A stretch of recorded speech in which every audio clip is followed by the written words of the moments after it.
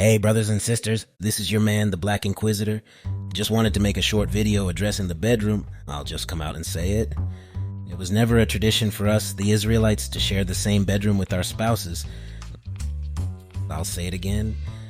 It was never a tradition for us, the Israelites, to share the same bedroom with our spouse or spouses.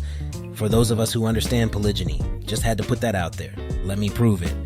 Genesis 31:33 reads, "And Laban went into Jacob's tent, and into Leah's tent, and into the two maidservants' tents, but he found them not.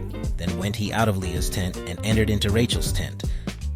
Notice how Jacob and all his wives had separate tents, which means they didn't share the same sleeping chambers.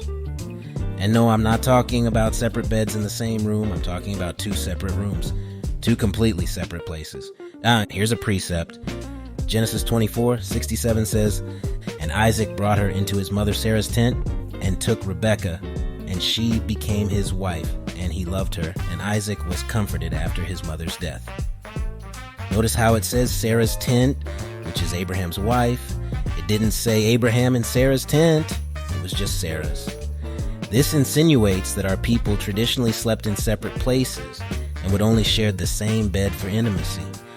This is important, y'all, because a lot of our people are confused and we tend to like to do what our oppressors do. A lot of us look at this and say, so, what's the big deal? The deal is the law of separation. If you and your woman are sleeping in the same bed, and one day your woman's period starts in the middle of the night when the two of you wake up, you as the man are unclean.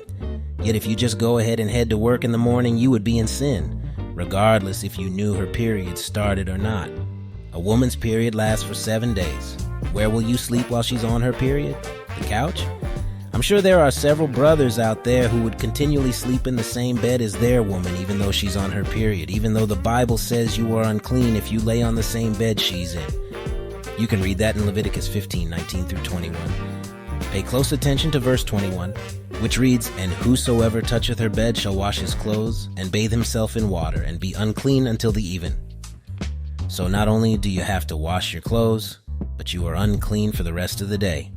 How many brothers are washing their clothes and staying at home? I can tell you, there's a lot of our people directly disobeying this law and walking out filthy and in sin. And what about when a woman gives birth? If she gives birth to a boy, she's unclean for a month. And if she gives birth to a girl, she's unclean for 2 months. You can read that in Leviticus 12:1 through 5. You cannot lay in the same bed with her for 1 to 2 months unless you want to be unclean that long. And many of us simply cannot afford to stay home for 2 months. So what do you think? Hearing and understanding the law and realizing that our people never shared a bedroom in the Bible, does that spark anything inside you? Do you agree or disagree? Let's discuss it in the comments. Also, don't forget to hit that like button and follow me if you enjoy my content. You stay blessed, Israel.